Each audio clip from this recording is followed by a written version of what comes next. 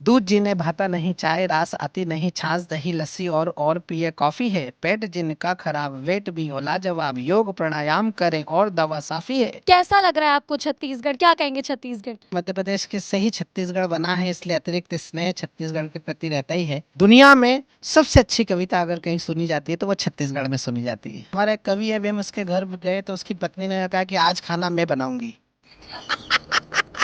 हम देवभूमि के साधक हैं, हम छात्र शक्ति से राष्ट्र शक्ति गढ़ने वाले आराधक हैं। रोम रोम में रमे हैं मेरे प्रभु सीताराम, सीताराम सीताराम सीताराम गाएंगे।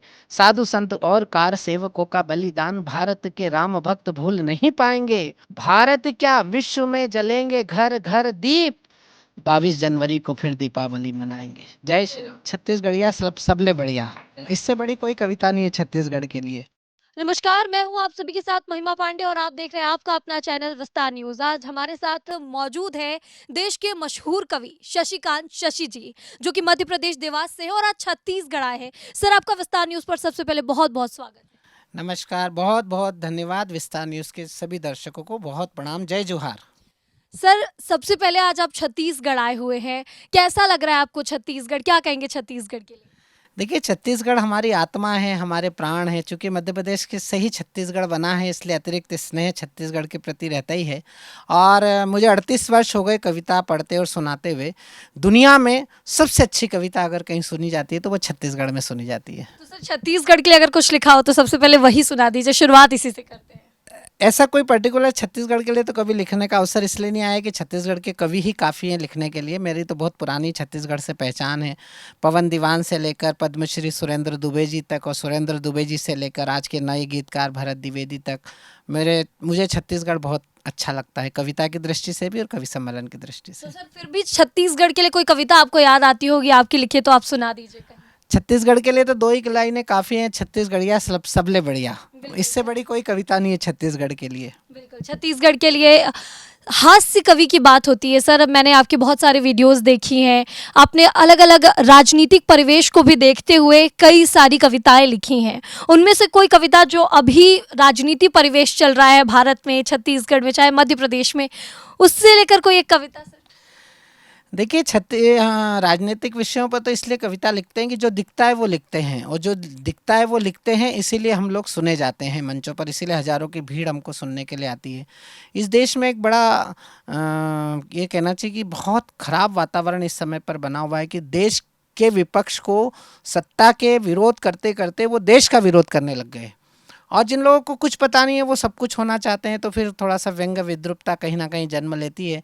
मैंने एक छंद लिखा था, वो आपको सुनाता हूँ कि दूध जिन्हें भाता नहीं, चाय रास आती नहीं, छाछ दही लस्सी और पिए कॉफ़ी है। पेट जिनका खराब, वेट भी हो लाजवाब, योग प्राणायाम करें और दवा साफ़ी है। बिना तोले मोले बोल द्वेष का बढ़ाते घोल, बड़ बोले नेताओं का ब्रह्म अस्त्र माफ़ी है। गांधी बाबा तेरी पूंजी नष्ट करने के लिए मोदी मफलर नहीं, राहुल गांधी काफ़ी है। बहुत ही सुंदर सर, आज के राजनीतिक परिवेश पे आपने ये कविता बोली। अभी अगर बात की जाए छत्तीसगढ़ की या अन्य राज्यों की, तो एक काफ़ी चल रहा है मनरेगा और वीबी जी राम जी, आपने देखा होगा। गांधी जी का नाम बदल दिया, विपक्ष का कहना है। आपने दूसरा बिल ले आया मजदूरों के लिए, और उसमें बस बिल में कुछ कुछ अंतर आए हैं, नाम बदल दिया गया। इससे लेकर नाम की राजनीति हो रही है। अगर आप दो लाइन कुछ नाम की राजनीति को लेकर कुछ कहना चाहें। देखिए, जो लोग नाम के सहारे राजनीति करते थे उनको तकलीफ होना भी स्वाभाविक है। जहाँ तक गांधी जी और राम के बारे में मेरा जो व्यक्तिगत मत ये है कि गांधी जी राम राज्य के परिकल्पना के समर्थक व्यक्ति थे, और गांधी जी के जो समाधि स्थल है उस पर भी हे राम लिखा है।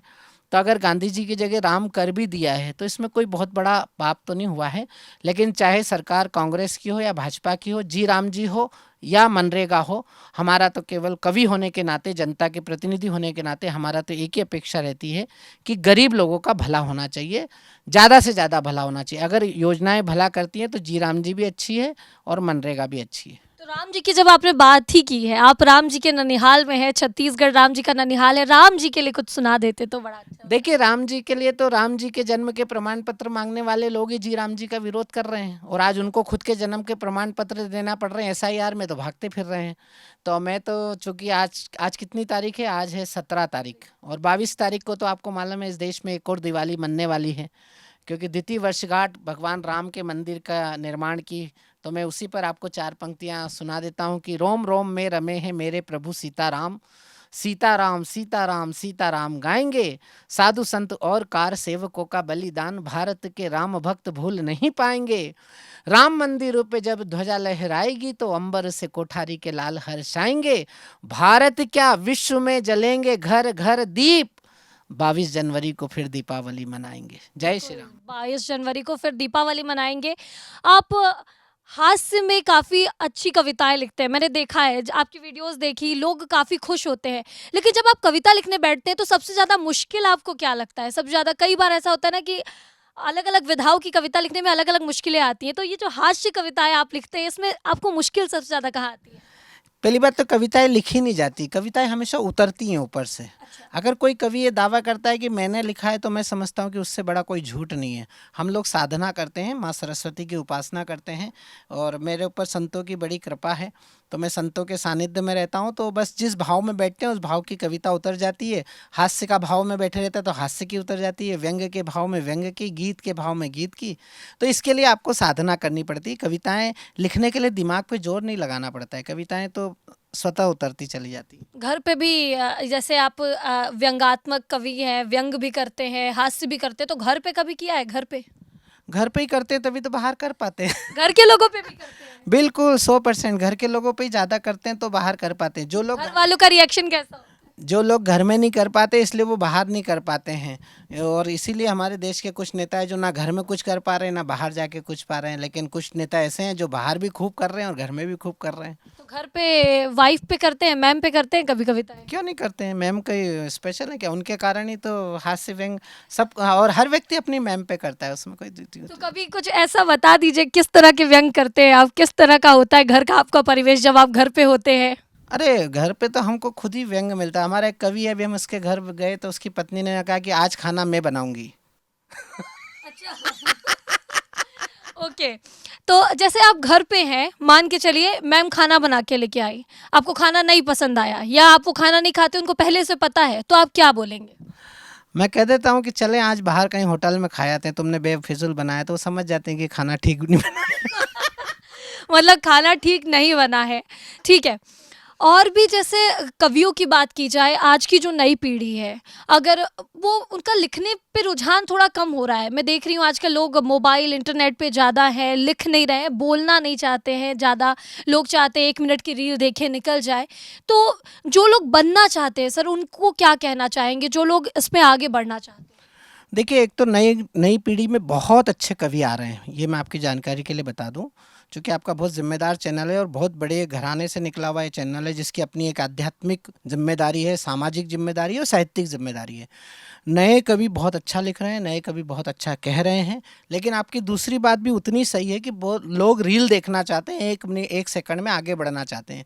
लेकिन ये दौर ज़्यादा दिन टिकेगा नहीं, वापिस व्यक्ति को वहीं लौटना पड़ेगा पुनर्स्थापना के लिए। जैसे आज हम शहरों से वापस गांव की तरफ लौट रहे हैं, फार्म हाउस की तरफ लौट रहे हैं, उसी तरह वैचारिकी के आधार पर जब आप वैचारिक के मापदंड पर जब अपनी कसौटी पर कसेंगे अपने आप को, तो आपको पुनः कविता की तरफ लौटना पड़ेगा। कविता का शाश्वत स्वभाव, कविता की सृजनशीलता और कविता की प्रासंगिकता ही कविता को हमेशा प्रासंगिक बनाए रखेगी। और जो नए कवि इसमें कर रहे हैं वो बहुत अच्छा कर रहे हैं। बस नए कवियों को मेरा एक सुझाव है कि इसके अपने कविता कर्म को, अपनी सृजन शक्ति को, अपने लेखन कार्य को साधना से जोड़ें। साधना से नहीं जोड़ पा रहे हैं।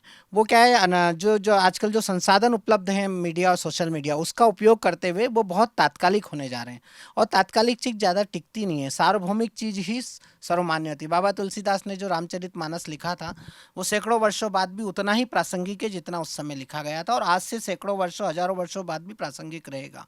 तो ये उनकी साधना की प्रतिकृति है, साधना के उपक्रम से उत्सर्जित जो प्रसाद है, ये रामचरितमानस है। तो बस हमको अपने काव्य कर्मों को, अपने लेखन प्रक्रिया को, या फिर आपकी पत्रकारिता भी हो, तो उसको हमको साधना से जोड़ना पड़ेगा। हम जितना साधना में जितना डूबते चले जाएंगे, उतना हम उभरते चले जाएंगे। बिल्कुल, तो आपका कहना है कि मतलब कवि हो चाहे अलग अलग क्षेत्र के लोग हो, वो साधना से अगर जुड़ते हैं तो आपका कहना है साधना पे जोर देना है। कला और साधना एक दूसरे के पर्याय हैं, एक दूसरे के पूरक हैं, एक दूसरे के बिना अलग हैं। अगर आप कला के किसी भी क्षेत्र में काम करते हैं, लेखन में, पेंटिंग में, ड्राइंग में, नृत्य में, गायन में, वादन में, इवन पत्रकारिता में, क्योंकि आपको पत्रकारिता में भी नए नए विचार सोचना पड़ते हैं, नए आयाम पर आपको काम करना पड़ता है। जब तक आप अपनी विचारशीलता को साधना से नहीं जोड़ेंगे, तब तक आप उसमें सफलता नहीं पा सकेंगे। इसलिए कला के क्षेत्र को साधक होना ही चाहिए और कलाकार को साधक बनना ही पड़ेगा, तभी वो सफलता के शिखर पर पहुंचेगा। और जितने भी कला के क्षेत्र में जो लोग शिखर पर पहुंचे हैं, मैं तो एक ही नाम लेना चाहूँगा आज इस समय पर, आदरणीय लता मंगेशकर जी का। आज आप उनका जीवन देखिए, जिस तरह से उन्होंने अपने जीवन को लेकर साधना की है, तो मैं नहीं समझता कि अगले 1000-2000 साल हम लता जी को भूल पाएंगे। बिल्कुल। तो सर अब इंटरव्यू तो कर लिया, आपसे बहुत सारे सवाल कर लिए। एक मैं आपसे एक बहुत ही अच्छी कविता सुनना चाहूँगी, क्योंकि मैंने ना इंटरनेट पे जब आपकी बहुत सारी कविताएं देखी तो मेरा मन कर रहा है कि कुछ ऐसी कविता हो जिससे मैं भी हंस के लोटपोट हो जाऊं और जनता भी हंस के लोटपोट हो जाए। और मैं चाहती हूँ कि कैमरामैन भी हमारे हंसे, काफ़ी हंसमुख है और जोक्स करते ही रहते हैं। तो एक अच्छी सी कविता सुना दीजिए। देखिए, अच्छी कविता है तो फिर हास्य की नहीं, फिर मैं अच्छी कविता सुनाता हूँ देशभक्ति की। देशभक्ति शाश्वत स्वभाव है, और इस समय वंदे मातरम का आपको पता होगा 150वां वर्ष चल रहा है ना। तो मैं एक मुखड़ा और एक बंद आपको सुनाता हूँ कि हम राष्ट्र भक्ति के प्रखर पुंज, हम देव भूमि के साधक हैं, हम छात्र शक्ति से राष्ट्र शक्ति गढ़ने वाले आराधक हैं, हम तरुणाई में राष्ट्र प्रेम संस्कार जगाएंगे, विश्व गुरु भारत का ध्वज आगे ले जाएंगे, वंदे मातरम, वंदे मातरम।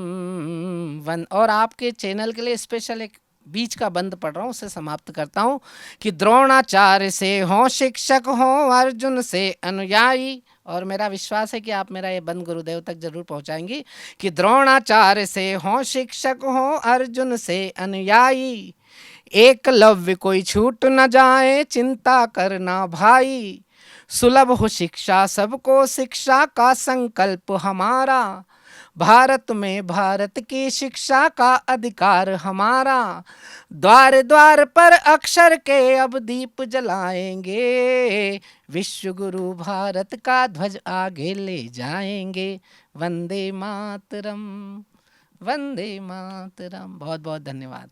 तो बहुत ही खूबसूरत एक कविता इन्होंने सुनाई वंदे मातरम पर, देशभक्ति की अलग जगाते हुए। ये हमारे साथ थे मशहूर कवि शशिकांत शशि जी, जिन्होंने विस्तार न्यूज़ से बातचीत की छत्तीसगढ़ के बारे में और आज के परिवेश में बातचीत की। आगे ज़्यादा अपडेट्स के लिए देखते रहिए आपका अपना चैनल विस्तार न्यूज़। मुझे दीजिए इजाज़त, नमस्कार।